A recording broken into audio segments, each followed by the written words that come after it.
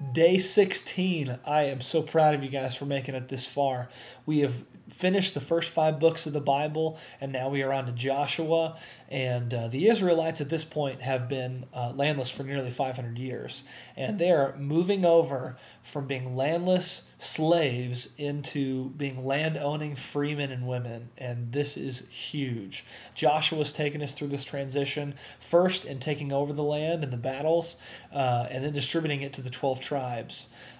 This may be a little bit of a tough read for some of you because God is asking them to destroy their enemies completely. Don't keep any plunder. Don't keep any animals. Leave no survivors. And we often think, why? Why would God ask them to do that? How could God say that? That is horrible.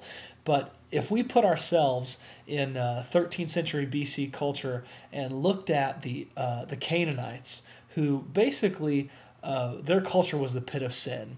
It was filled with child sacrifice, sacred prostitution, and they would take the most vulnerable and innocent people, babies and virgins, and try and manipulate their gods into giving them grain and food.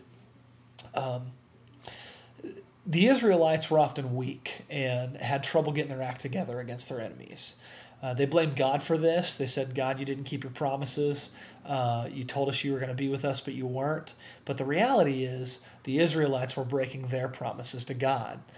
They were living like he didn't exist. They were doing the same disgusting things that their enemy was doing that made God so angry. Isn't it amazing that we live in a time that is after Jesus' resurrection, a time where we have grace. We have the grace of God. But just because we have his grace and his forgiveness doesn't mean that we should live like God doesn't exist. Edmund Burke says, those who don't know history are destined to repeat it. But luckily, you're on day 16. You've come this far. You've read about a group of people who have known the commands of God but didn't obey him and lived like he didn't exist. And so you can break the cycle. You can live like a generation that knows the Word of God and knows what God is asking us to do, and that's live a life like Christ.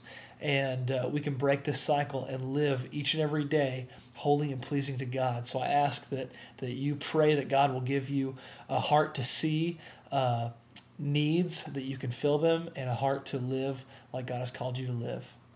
Keep it up.